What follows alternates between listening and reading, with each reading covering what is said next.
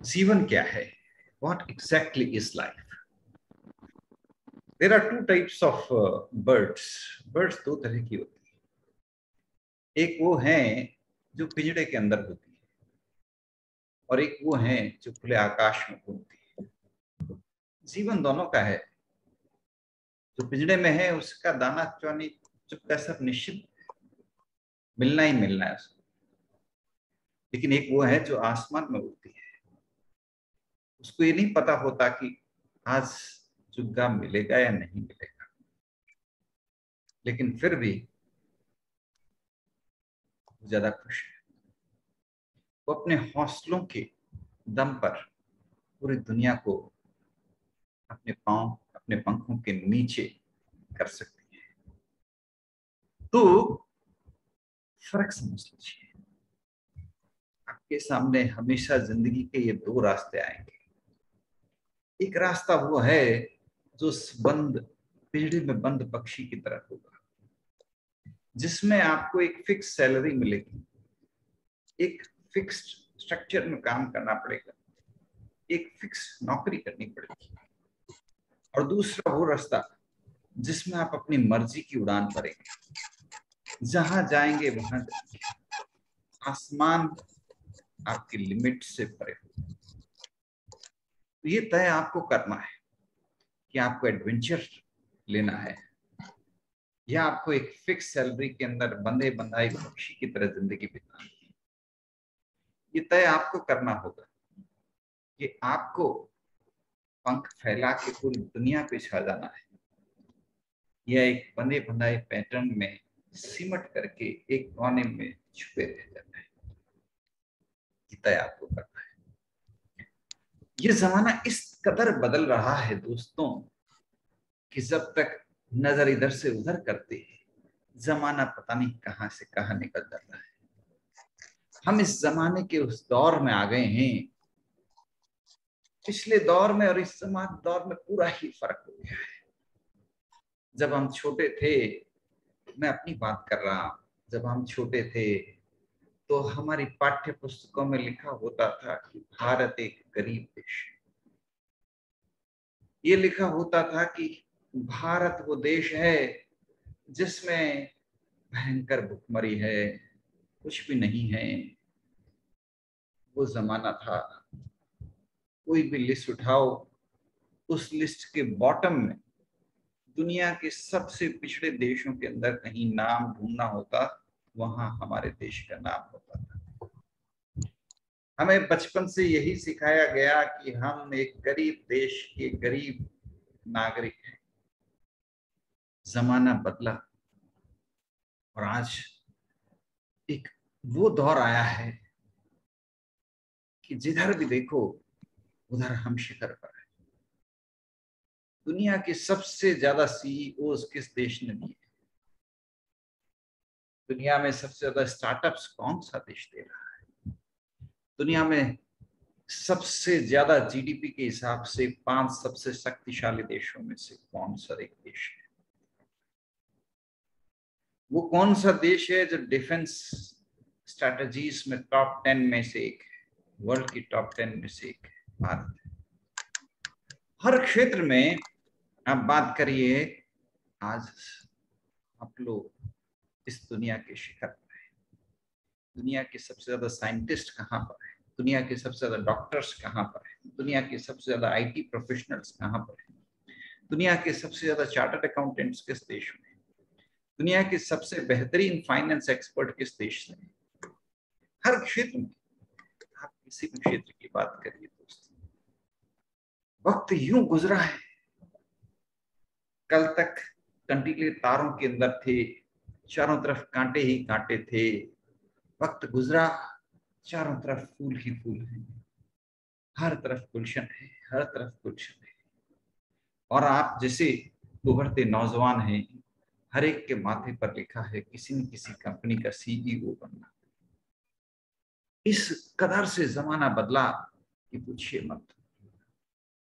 तो इस बदलते दौर के अंदर जहां हर कदम पर आपके लिए अपॉर्चुनिटीज, आज आपको पता है आप स्टार्टअप शुरू कर सकते हैं, आज से 10 साल पहले स्टार्टअप के बारे में चर्चा तक नहीं, कोई नहीं जानता था।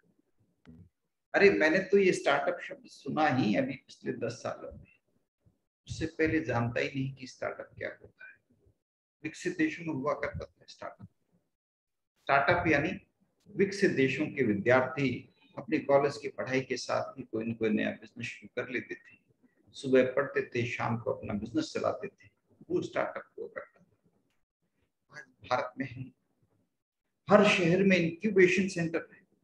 आज से 10 साल पहले मैंने इंक्यूबेशन सेंटर शब्द का नाम नहीं सुना। आज से 10 साल पहले तक मैं इंक्यूबेशन सेंटर क्या होता है नहीं जानता था, क्योंकि गरीब देश के नागरिक थे हम लोग। हमें क्या पता इंक्यूबेशन सेंटर क्या होता है। और आज हर शहर में इंक्यूबेशन सेंटर है। भारत के हर शहर में इंक्यूबेशन सेंटर है, जहां आप जैसे युवा अपना बिजनेस इंक्यूबेशन करते हैं, अपने बिजनेस की प्लानिंग करते हैं, स्टार्टअप की प्लानिंग करते हैं। वक्त देखिए किस कदर गुजरा है। जब हम छोटे थे ये सिखाया जाता था किसी तरह एक सरकारी नौकरी पकड़ लो, क्लर्क बन जाओ, जिंदगी आराम से कट जाएगी। इतने ही सपने थे। और आज वक्त बदला और आज की युवा पीढ़ी को देखता, आप लोगों को देखता, जब आप लोगों से बात करता हूँ, आप लोगों की आंखों में आंखें डाल करके देखता हूँ, अचंभित हो जाता हूँ। आपकी आंखों में जो जोश, जो उत्साह है, और कभी पूछ लो क्या करना चाहते हो तो तुरंत जवाब मिलता है स्टार्टअप शुरू करना चाहता हूँ। कभी पूछ लो क्या प्लान है तो तुरंत जवाब मिलता है अपना बिजनेस लॉन्च करना है, स्टार्टअप लॉन्च करना है, एक आईटी कंपनी लॉन्च करनी है, एक नई फिनटेक कंपनी की प्लानिंग में लगा। अरे ये नई पीढ़ी आई है तूफान मचाने के लिए, पूरी दुनिया में अपने पंख फैलाने के लिए, पूरी दुनिया के ऊपर अपने हस्ताक्षर लिखने के लिए। ये नई पीढ़ी है और इस नई पीढ़ी को समझना मेरे जैसे लोगों के लिए तो मुश्किल है, क्योंकि मैं तो उन सांचों में ढला हुआ हूं जिसमें माथे पे लिख दिया जाता था गरीब देश के गरीब नागरिक। ये मेरे सामने जो नजर आ रही है युवा पीढ़ी, उस पीढ़ी ने अपने हाथ से सांचे बनाना शुरू कर दिया कि हम अपने हाथ से लिखेंगे अपनी तकदीर। हम अपना बिजनेस शुरू करेंगे, अपना एंटरप्रेन्योरशिप शुरू करेंगे, अपना स्टार्टअप शुरू करेंगे और पूरी दुनिया में अपना परचम लहराएंगे।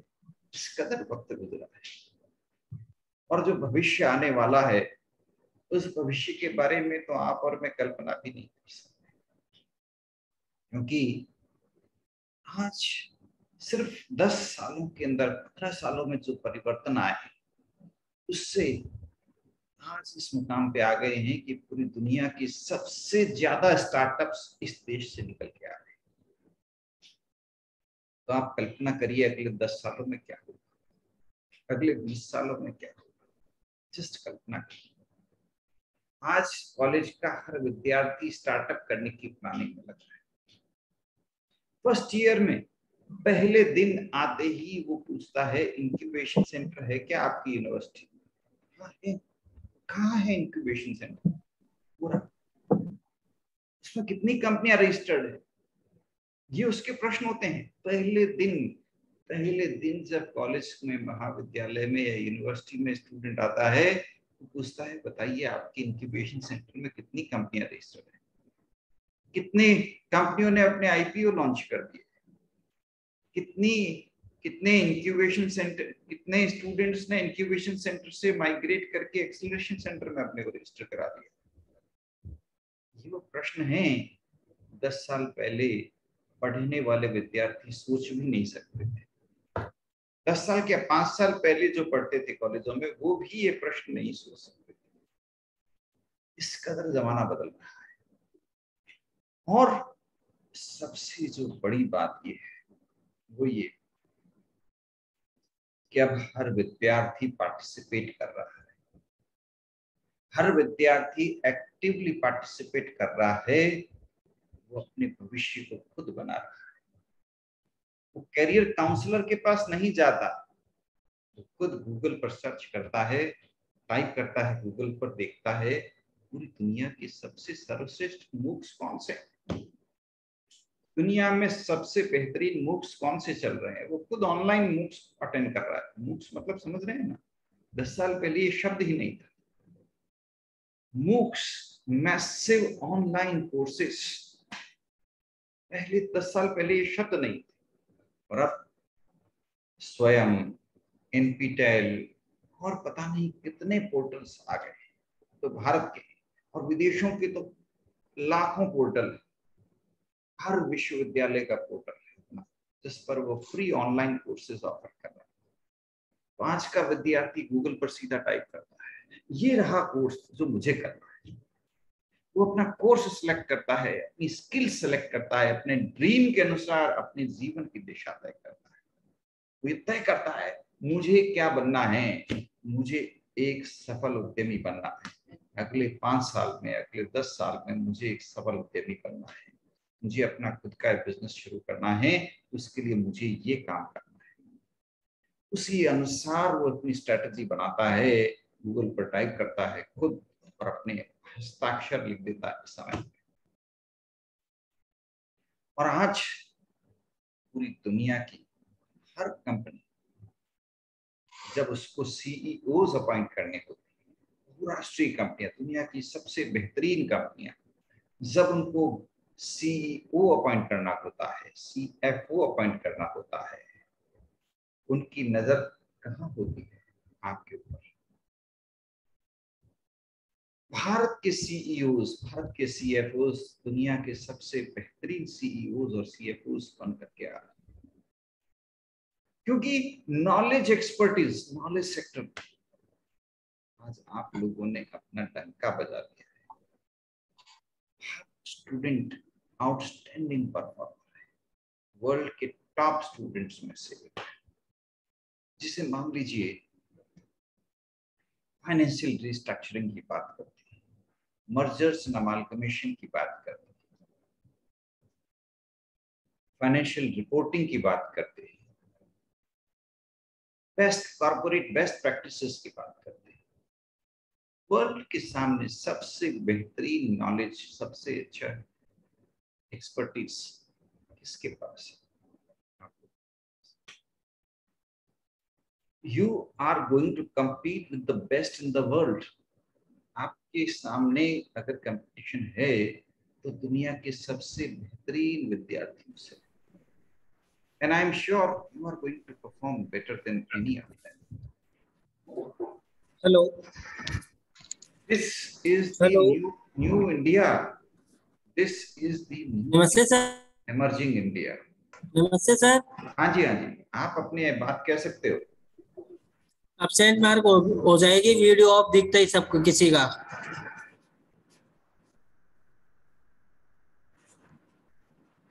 मैं यही ध्यान रख रहा हूँ।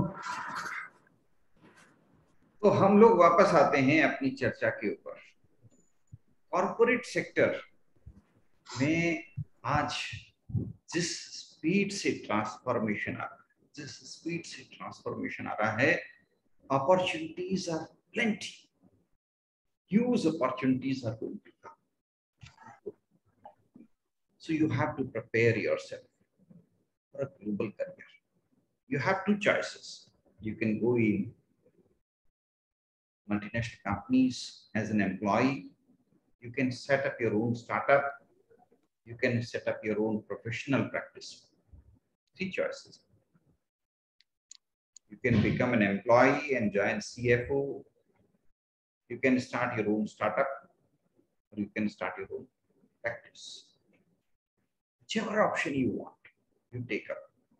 But the world is the market. The global opportunities are going to come. You have to compete at global level. You have to perform at global level.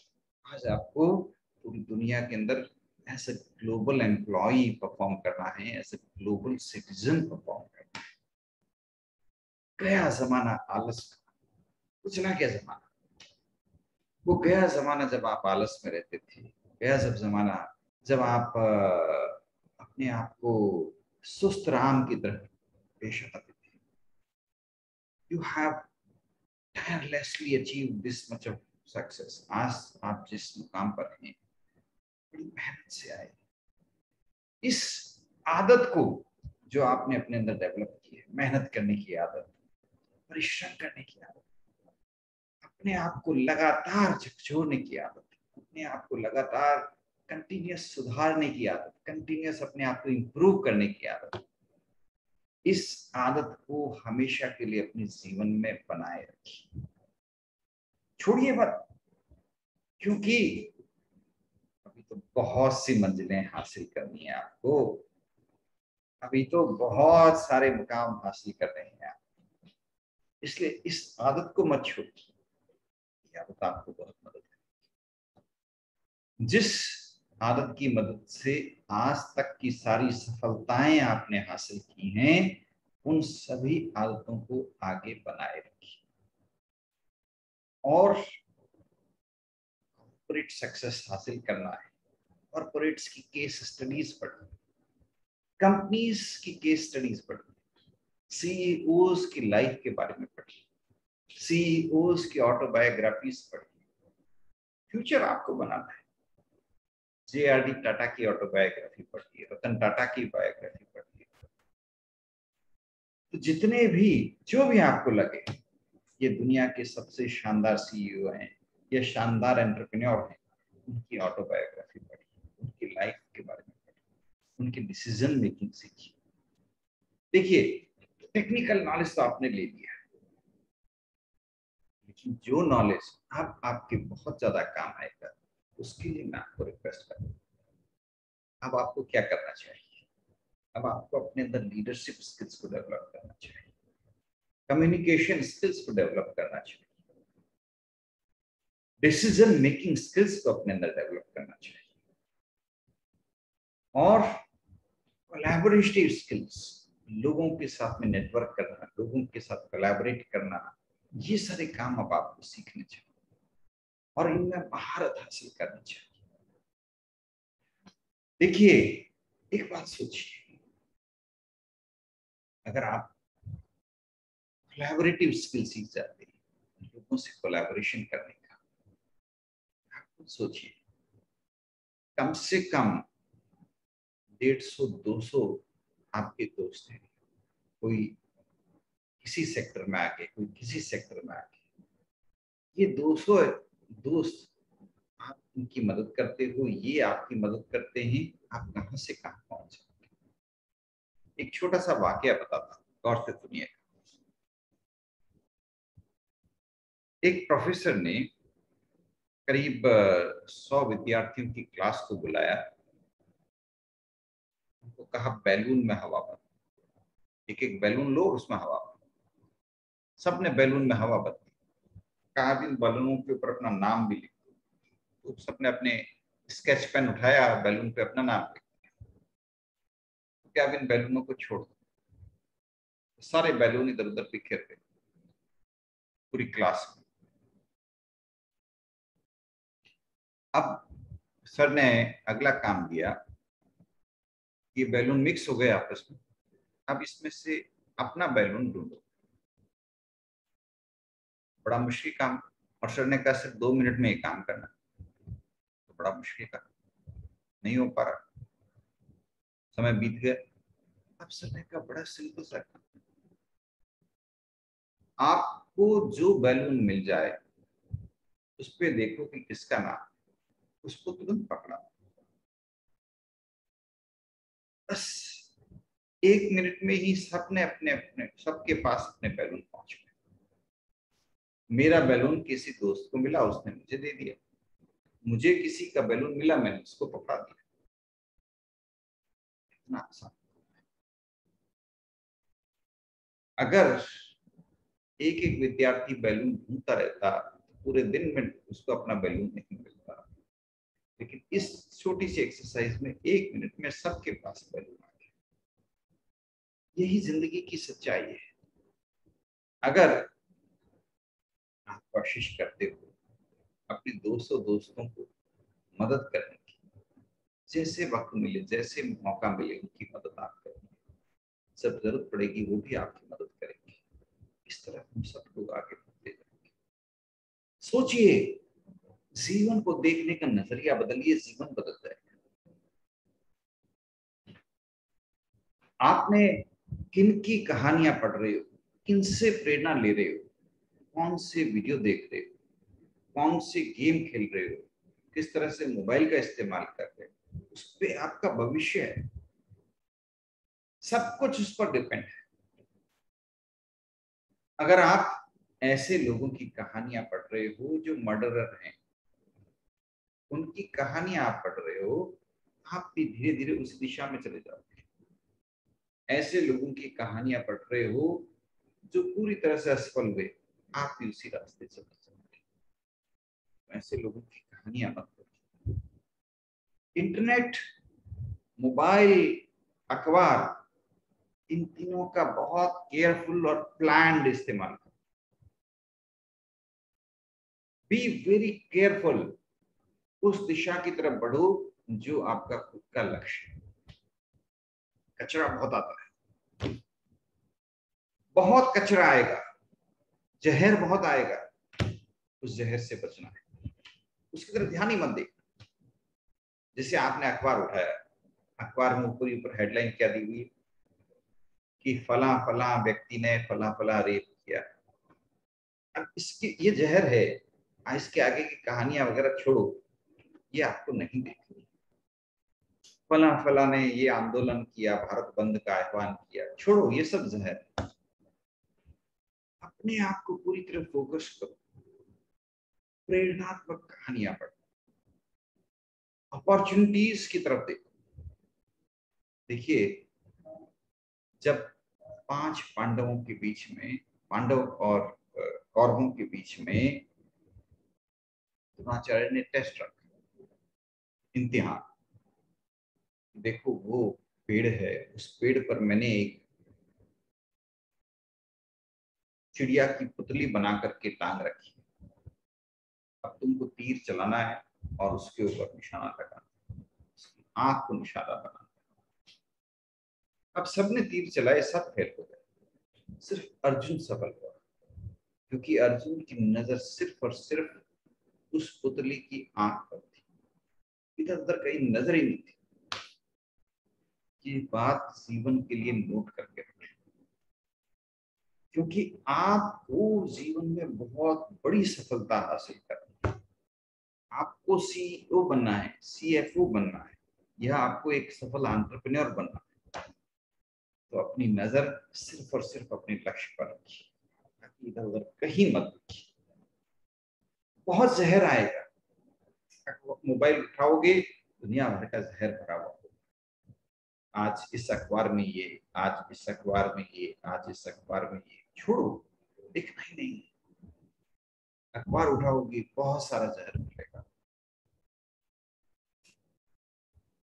लोगों से बात करने बैठोगे, बहुत सारा जहर सुनने को मिलेगा। नजर ही मत डालो, उस तरफ देखो ही मत। आप सिर्फ देखो अपने लक्ष्य पर, एक लक्ष्य की तरफ, और उस तरफ चलते चलो। और अगर आप सही दिशा में चलते रहे अपने आप को लगातार प्रेरणा देते रहे, अपने आप को एनकरेज करते रहे, अपने आप को लगातार ट्रांसफॉर्म करते रहे, वो दिन दूर नहीं जब हम आपका नाम अखबारों में स्वर्ण अक्षरों में लिखा दिखेंगे। क्योंकि फिर आप खुद न्यूज़पेपर की हेडलाइन बन जाओ। इंतजार करो, फोकस्ड होकर के सिर्फ एक लक्ष्य पर काम। पक्का, यकीनन आप हम सब के लिए गर्व हो, हमेशा गर्व रहोगे, और हम सब के लिए आप एक मिसाल बन जाओगे। बस इतनी सी बात ध्यान रखो, ये जो आपकी अटेंशन है, आपकी एनर्जी है, आपका ध्यान है, उसको इतना सूक्ष्म एक लक्ष्य पर केंद्रित, आपको अपनी सफलता मिलेगी। सूरज की ये रोशनी देखी है आपने, ये रोशनी, इस रोशनी के ऊपर मैं अपना चश्मा ले जाता हूं और इस चश्मे से उस रोशनी को एक जगह केंद्रित कर देता हूं। क्या होगा? 15 मिनट अगर रोशनी इसी तरह जाती रही, वहां नीचे जो रखा है वो जल जाएगा, कागज है तो कागज जल जाएगा, क्योंकि पूरी की पूरी ऊर्जा एक दिशा में केंद्रित हो गई, सेंट्रलाइज्ड हो गई। तो आप भी अपनी पूरी ऊर्जा को एक दिशा में लगाइए और कोई काम मुश्किल नहीं है,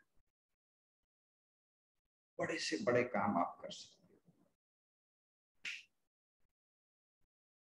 दशरथ मांझी की कहानी सुनी है आप में से किसी ने? दशरथ मांझी, पूरी फिल्म आ गई उस पर। वो बंदा जिसने अपने दम पर पूरा का पूरा एक पहाड़ खुद करके रास्ता बना दिया। एक फिल्म आ गई इसके ऊपर। दशरथ मांझी ने सिर्फ अपने बल पर एक तरफ ध्यान रखा, दुनिया के लिए मिसाल बन गया। अपने बल पर पूरे के पूरे पहाड़ को हटा के अपना रास्ता बना दिया। देखिए कमाल कमाल। बिंदेश्वर पाठक का नाम सुना है आपने किसी? बिंदेश्वर पाठक, एक व्यक्ति, एक बार क्या हुआ, उस बिंदेश्वर पाठक ने रेलवे स्टेशन पर देखा टॉयलेट बहुत गंदा था। उसने एक प्रॉब्लम को अपना ध्यान दिया, बस एक प्रॉब्लम। पूरे भारत किसी भी रेलवे स्टेशन पे जाओ, किसी भी बस स्टैंड पे जाओ, आज आपको सुंदर, सुलभ, स्वच्छ शौचालय मिल जाता है। इसने एस्टेब्लिश की, सरकार ने नहीं की, बिंदेश्वर पाठक। पूरे भारत में go to any city in India, Delhi, Bombay, Jaipur, मैं बीकानेर से हूं, बीकानेर आइए आप, बीकानेर बस स्टैंड जाइए, रेलवे स्टेशन जाइए, गवर्नमेंट हॉस्पिटल जाइए, टॉयलेट की जरूरत पड़ेगी आपको तो एक ही चीज, स्वच्छ शौचालय, सुलभ शौचालय। इसने एस्टेब्लिश किए बिंदेश्वर पाठक। एक अकेले आदमी, एक अकेले आदमी, ये काम सरकार ने नहीं किया, एक अकेले आदमी ने किया। सोचिए, this is the power of youth. आज आप लोगों से मैं हाथ जोड़ करके निवेदन कर रहा हूं,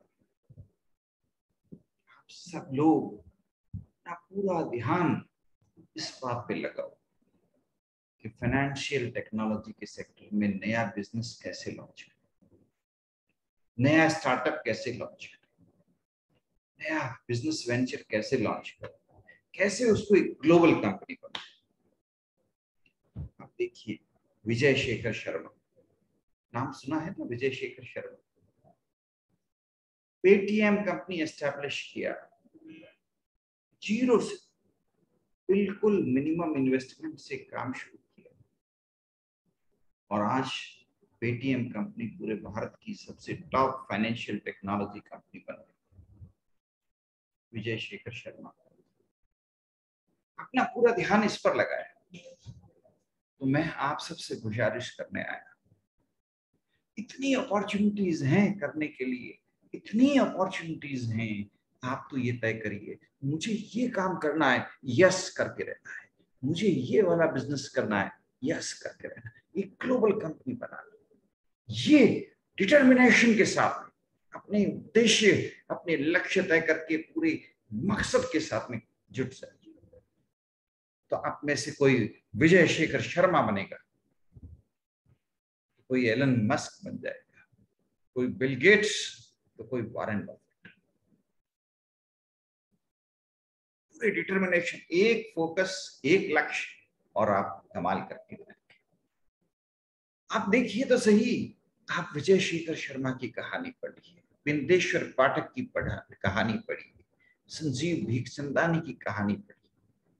संजीव भीखचंदानी वो लड़का जो कॉलेज सिंपल IIM अहमदाबाद से MBA करते ही ये सोचने लग गया कि नया बिजनेस क्या करूं, किस तरह से करूं। और उसने देखा कि हर व्यक्ति को नौकरी करता है, हर व्यक्ति ऑनलाइन अप्लाई करना चाहता है, क्या करें। Naukri.com करके कंपनी शुरू की, गैरेज से, अपने घर के गैरेज से कंपनी शुरू की Naukri.com, और आज वो 10,000 करोड़ रुपए की कंपनी बन गई है। आज वो उनका बिजनेस 10,000 करोड़ रुपए का एम्पायर बन गया है, हजारों लोगों को नौकरियां दिलवाते हैं सारा।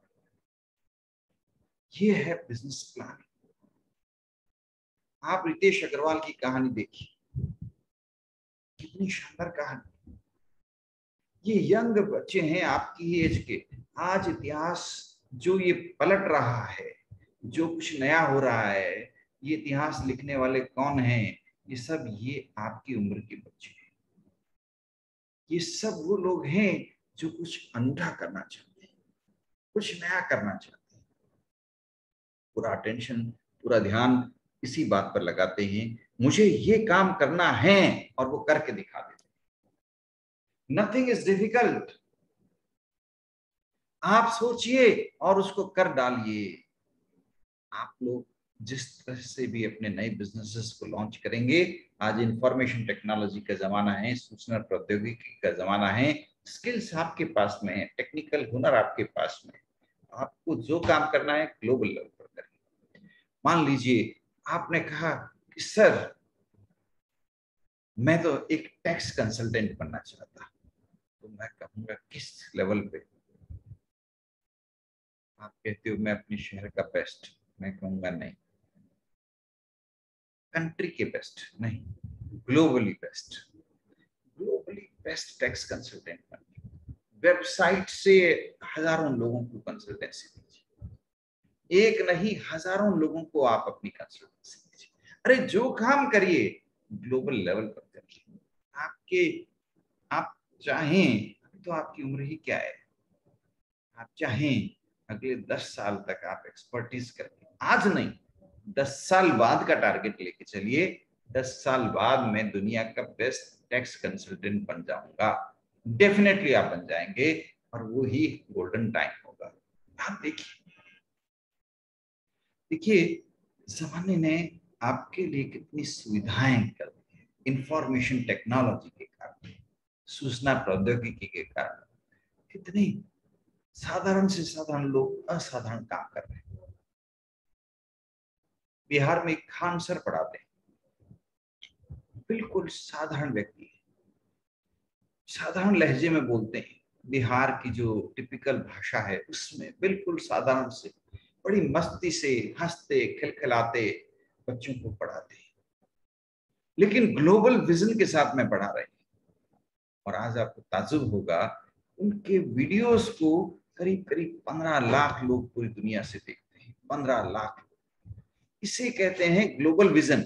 यानी आप जो काम करें वो इस तरह करें कि पूरी दुनिया के लोग आपके मुरीद बन जाए। आप सोचिए, अगर वो व्यक्ति अपने सिर्फ पढ़ाने के काम से 15 लाख लोगों को प्रभावित कर सकता है पूरी दुनिया के, आप सोचिए, कमाल कर सकते हैं आप सभी। आप सबने आसाम के उस व्यक्ति की कहानी सुनी होगी। एक बंदे ने सिर्फ अपने दम पर पूरे आसाम का सबसे बड़ा जंगल खड़ा कर दिया। जंगल, पेड़ ही पेड़ लगाता गया, लगाता गया, लगाता गया, इतना बड़ा जंगल खड़ा कर दिया उस अकेले। उस एक महिला की, बूढ़ी महिला की आपने कहानी सुनी होगी। उस महिला ने, जिसने 80,000 बरगद के पेड़ लगा दिए। बरगद के एक पेड़ की आयु होती है 7,000 साल। उस महिला ने, अकेली महिला ने 80,000 बरगद के पेड़ लगा दिए। नमन करिए, प्रेरणा लीजिए, कहानियां पढ़िए तो उनकी कहानियां पढ़िए, चर्चा करिए तो उनकी चर्चा करिए, सोचिए। आप सोचना है तो इनके बारे में सोचिए, सोचना है तो इनके बारे में सोचिए, पढ़ना है तो इनके बारे में पढ़िए। ये अखबारों में जो आ रहे हैं जो कहानियां, वो मत पढ़िए। अखबार तो विजय माल्या की कहानी सुनाएगा, मुझे उस दिशा में नहीं जाना, तो फिर क्यों पढ़ो उसके बारे में। अखबार क्राइम रिपोर्टर बन गया है, हमें क्राइम की फील्ड में जाना नहीं, तो क्यों सोचें उसके बारे में। आज का अखबार आप खोल रहे हैं, आधे पेज में क्या लिखा हुआ है साहब, किसान आंदोलन, पूरे भारत में चक्का जाम, पूरा भारत बंद, आधा अखबार इन्हीं खबरों के ऊपर। हमें ये पढ़ना ही नहीं है तो बायकॉट करो ना अखबार। हमें ये सब काम थोड़ी ही करना है। हमें जिस दिशा में जाना नहीं है उस दिशा के बारे में क्यों सोचे, बायकॉट करो इसे और फोकस करो उन लोगों के ऊपर जो आज हमारे सामने इसी देश में अद्भुत काम कर रहे हैं। और ऐसे एक नहीं, हजारों हैं, लाखों हैं, लेकिन इनके बारे में अखबार वाले नहीं लिखेंगे, क्योंकि वो तो क्राइम रिपोर्टर हैं। वो क्रिमिनल्स की खबर छापते हैं, वो बदमाशों की खबर छापते हैं। कहीं कोई रेप होगा तो पूरा अखबार उसके ऊपर लिख देगा, उसकी कहानी पूरी लिख देगा, उसकी पूरी बायोग्राफी लिख देगा। लेकिन जो लोग बहुत अद्भुत काम कर रहे हैं उनके बारे में अखबार में एक शब्द नहीं लिखा हुआ। लेकिन हमें अद्भुत काम करना है, अच्छा काम करना है, शानदार काम करना है, तो इस तरफ ध्यान नहीं दीजिए। मेरा रिक्वेस्ट है आपसे, आप उन पर ध्यान दीजिए जो वाकई बहुत अद्भुत काम कर रहे हैं, शानदार काम कर रहे हैं। ऐसे लोग बहुत हैं और इन लोगों को अपना आदर्श बनाइए, इनकी कहानी पढ़िए, इनसे प्रेरणा लीजिए और अपने अंदर 5 स्किल्स डेवलप करिए। बस लीडरशिप स्किल यानी इनिशिएटिव लेना सीखिए, कम्युनिकेशन स्किल यानी बड़े मिठास से बोलना सीखिए, लोगों के साथ में प्रेम से पेश आइए, बड़े मिठास से दिल से बात करें। नेटवर्किंग स्किल यानी अपना एक नेटवर्क एस्टेब्लिश करें, कम्युनिकेशन नेटवर्क, हजारों लोगों के साथ में कम्युनिकेट करिए, फेसबुक, ट्विटर, लिंक्डइन, सबसे। नेटवर्किंग स्किल, कोलैबोरेटिव स्किल्स, लोगों के साथ में मिल करके काम करना सीखिए, अकेले नहीं, टीम में काम करना सीखिए। और डिसीजन मेकिंग स्किल यानी सही निर्णय, सही समय, सही निर्णय, इनके ऊपर फोकस करिए। और जो लोग शानदार काम कर रहे हैं उनकी कहानियां पढ़िए, जो लोग अद्भुत काम कर रहे हैं उनकी कहानियां पढ़िए, और अपने आप को हर दिन, हर क्षण सुधारने की कोशिश करें, ट्रांसफॉर्म करें। बदलना है हमें अपने आप को बदलना है, खुद अपनी कोशिश। हमें अपने आप को बदलना है, मुझे अपने आप को बदलना है, आपको अपने आप को बदलना है खुद। न मैं आपको बदल सकता, न कोई और आपको बदल सकता। हमें खुद अपने आप को, हर एक को अपने अंदर से तराश करके अपने अंदर से महामानव पैदा करना है। हर दिन कुछ ना कुछ सीखना है दोस्तों, हर दिन। अगर कोई दिन बीत जाए बिना कुछ सीखे तो ये समझो ये आपका सबसे बड़ा लॉस हो गया। शाम को अगर डायरी लिखने बैठो और लिखने में समझ नहीं आए आज दिन भर में सीखा क्या, आज दिन भर में नया क्या काम किया, आज दिन भर में क्या कोई अच्छी बात सुनने को मिली, क्या कोई एक अच्छी बायोग्राफी पढ़ने को मिली, ऐसी कुछ पढ़ने को नहीं मिला तो आज का दिन वेस्ट हो गया। ये हमारा दिन वेस्ट नहीं हुआ, ये सबसे बड़ा वेस्ट है, क्योंकि दिन बीतने के बाद वापस नहीं आता। बीता हुआ दिन हमारा सबसे बड़ा लॉस है, फिर वापस वो नहीं आता। तो दोस्तों, हमें हर दिन, हर पल, हर क्षण अपने अंदर डेवलप करना है, अपने आप को आउटस्टैंडिंग बनाना है, अपने आप को सुधारना है, अपने आप को तराशना है, अपने आप को नई दिशा की तरफ ले जाना है, जीवन में एक नई ऊंचाई की तरफ आगे बढ़ना है। तो इस तरफ आगे बढ़ने के लिए क्या करें, किस तरह से आगे बढ़े, किस तरह से हम इस दिशा में आगे बढ़े, इस पर चिंतन, इस पर फोकस, इस पर ध्यान देना। कौन सी कहानी पढ़ें? रतन टाटा की पढ़ो, GRD टाटा की पढ़ो, वॉरेन बफेट की पढ़ो। वो कहानियां पढ़ो जिससे हम भी महान एंटरप्रेन्योर बन सके, हम भी महान बिजनेसमैन बन सके, इन्वेस्टर बन सके, फाइनेंशियल प्लानर बन सके, इन्वेस्टर बन सके, डिसीजन मेकर बन सके, क्योंकि उनकी कहानियों से इतने संस्मरण मिलते हैं, इतने वाकयात मिलते हैं जिसमें अपने को लगता है हाँ ऐसा तो मेरे साथ भी होता है। तो ऐसे समय में क्या करना, कैसे निर्णय लेना, किस तरह से निर्णय लेना, वो हमको उन कहानियों से, उन जीवनियों से, सच्ची घटनाओं से प्रेरणा मिल जाती है। आज के समय में जब हम इधर उधर देखते हैं, अनेकों राम है, अनेकों राम, रावणों की कहानियां भरी पड़ी है अखबारों में, मीडिया में, टीवी में। ये मोबाइल है, इस मोबाइल को किनारे करिए, क्योंकि इस मोबाइल में 99% रावणों की कहानियां ही आती हैं, उनके कारनामे ही आते हैं। और वीडियो गेम्स हैं, प्ले हैं, वो तो सारे उसमें हिंसा ही हिंसा सिखाई जाती है। लेकिन अब आप क्या करें, भारत के अलावा दुनिया के बाकी किसी देश में अहिंसा नहीं सिखाई जाती। अहिंसा तो सिर्फ और सिर्फ भारत का गहना है, अहिंसा और करुणा भारत का ही गहना है, और किसी देश का नहीं। तो और किसी देश से आप क्या सीखोगे? अब चाइना के वीडियो गेम डेवलप करने वाले वीडियो गेम बनाएंगे और आपको भेजेंगे, तो उस वीडियो गेम में क्या होगा? शूटिंग, टिशुम टिशुम टिशुम टिशुम, यही तो। वो वीडियो गेम आपके काम का नहीं, वो वीडियो गेम आपके छोटे भाई बहनों के काम का भी नहीं। उसे डिलीट मारिए, उसकी तरफ नजर भी मत दौड़ाइए, वो आपको बर्बाद कर देंगे।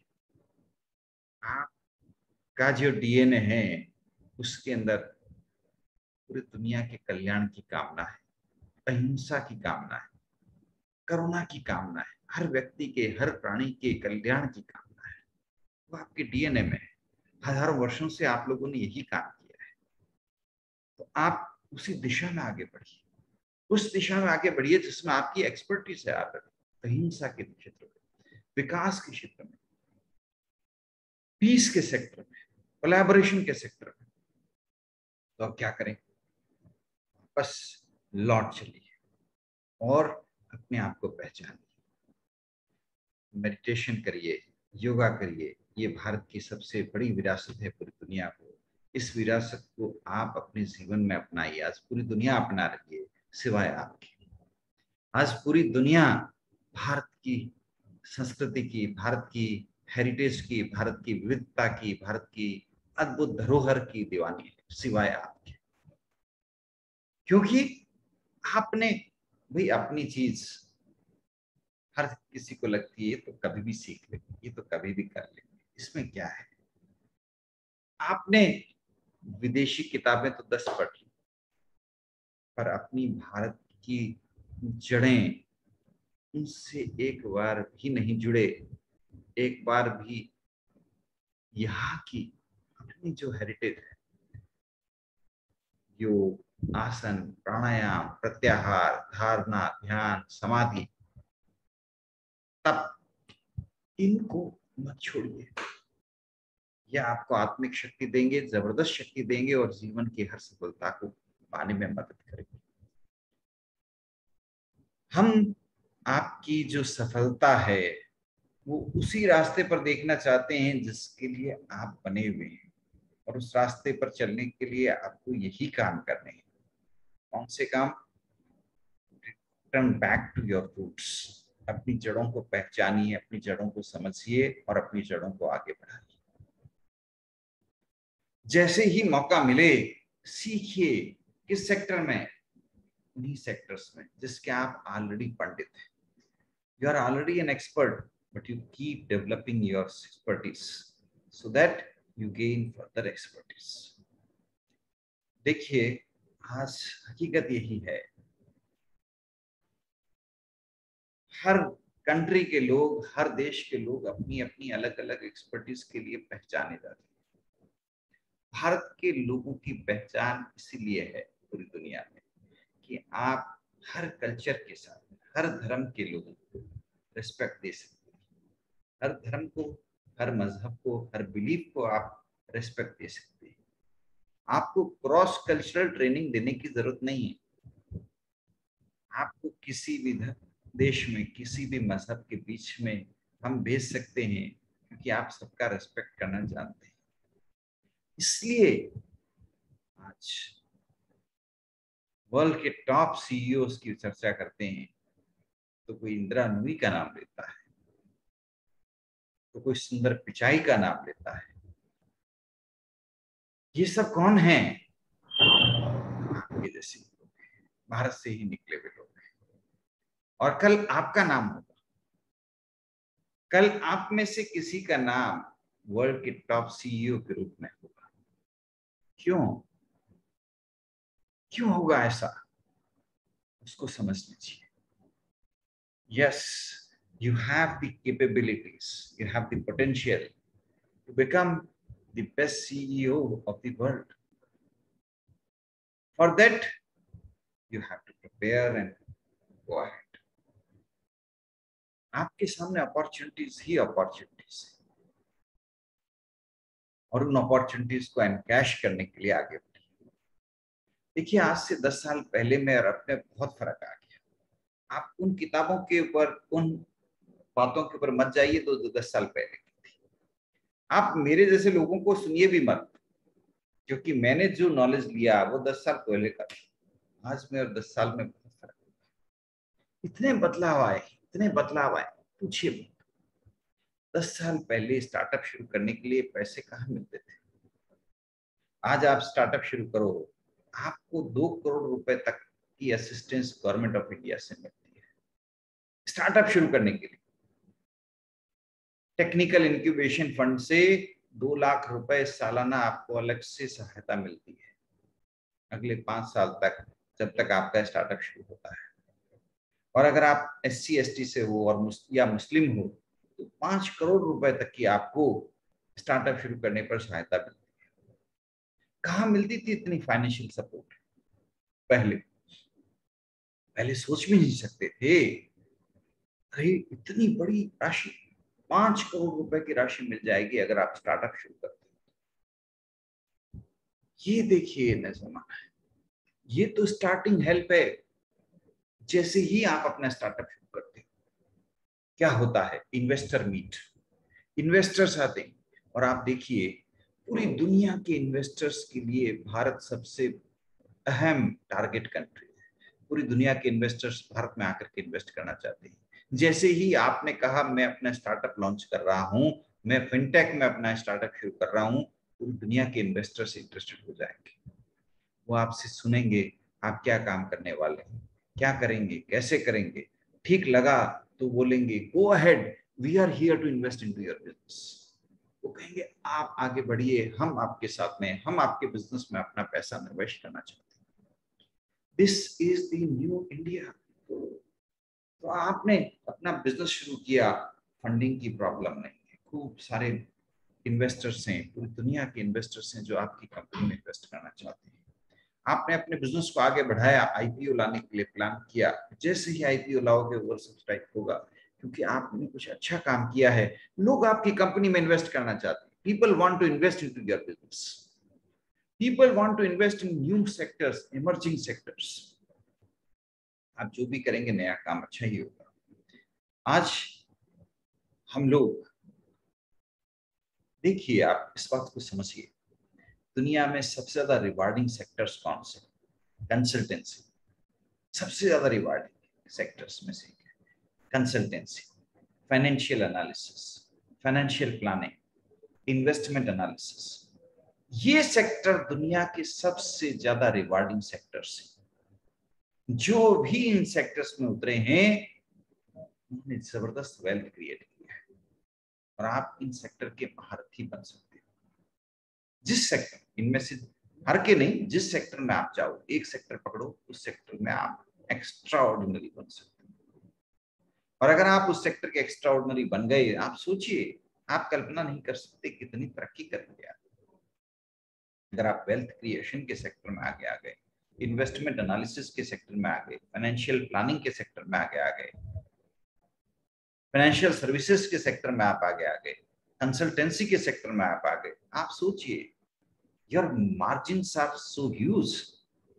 वर्ल्ड की सबसे हाईएस्ट सैलरीज देने वाली कंपनियां कौन सी है? कंसल्टेंसी फर्म्स, चाहे वो मैकिन्से हो, चाहे वो ये जो कंसल्टेंसी कंपनियां हैं ये सबसे ज्यादा सैलरी इसलिए दे रही हैं क्योंकि इनके मार्जिन जबरदस्त हैं, इनकी प्रॉफिट जबरदस्त हैं, इनकी इनकी रेवेन्यू जबरदस्त है। आप इन सेक्टर्स में आगे आ सकते हैं। You can be one of them. You can create a large professional company and replace these big force. भी एक बात जानते हो ना, मैं जब आपकी उम्र में था तो फॉर्च्यून 500 की जो लिस्ट थी उसमें जो कंपनियां थी उनमें ज्यादातर कंपनियां अब एकदम नीचे चली गई, नई कंपनियां आ गई, आज उनका कोई नाम ही नहीं जानता। मैं अगर आपको बोलूं कि जब मैं छोटा था आपकी उम्र में तो हम सुना करते थे रेमिंगटन नामक एक कंपनी का नाम, फैसिट नामक एक कंपनी का नाम। आपने सुना है क्या उस कंपनी का नाम? नहीं सुना होगा, क्योंकि जो उस जमाने की सबसे टॉप कंपनियां थी वो आज एकदम नीचे आ गई। तो इसको आप समझिए। All of you learn from this thing. You have to create the world's best companies of the future. आपको फॉर्च्यून 500 की टॉप कंपनियां बनानी हैं। कैसे बनाएंगे? उसके लिए अभी से प्लानिंग करने लग जाइए, अभी से उसके लिए प्लान आउट करिए, उस दिशा में आगे बढ़िए। You have to create world's best companies of the world. आज की जो फॉर्च्यून 500 की जो लिस्ट है, इन कंपनियों को रिप्लेस कौन करेंगे? इनसे बड़ी कंपनियां करेंगी। इनसे बड़ी कंपनियां कौन लाएंगे? आप लोग लाएंगे। हम जब छोटे थे तो हमारी नजर इतनी थी, रेमिंगटन, फैसिट। पता चला जब हम हमारे देखते ही देखते जमाना इस तरह बदला, आज इन कंपनियों का नाम ही नहीं बचा। आज जो कंपनियां हैं टॉप में वो पिछले 10 सालों में आई है, 12 सालों में आई है, 15 सालों में आई है, 20 सालों में आई है। इतनी तेजी से वो तरक्की कर रहे हैं। ये नया जमाना है। तो मैं आप लोगों से कह रहा हूं, आप इसी स्पीड से चलिए या इससे भी तेज स्पीड की सोचिए, और बस फर्क दिशा का है। आपने एक दिशा पकड़ ली कि मुझे इस दिशा में जाना है, सही दिशा पकड़ ली, आसमान की तरफ जाएंगे, नहीं गोल गोल घूमते रह जाएंगे, जहां है वहीं वापस आकर के टक जाएंगे। तय आपको करना है कि किस दिशा को पकड़ना है। एक सही दिशा पकड़िए, सही दिशा की तरफ आगे बढ़ डालिए, और फिर जमाना आपका है। इसलिए क्योंकि आपके अंदर जबरदस्त पोटेंशियल है, ये पोटेंशियल व्यर्थ नहीं जाना चाहिए।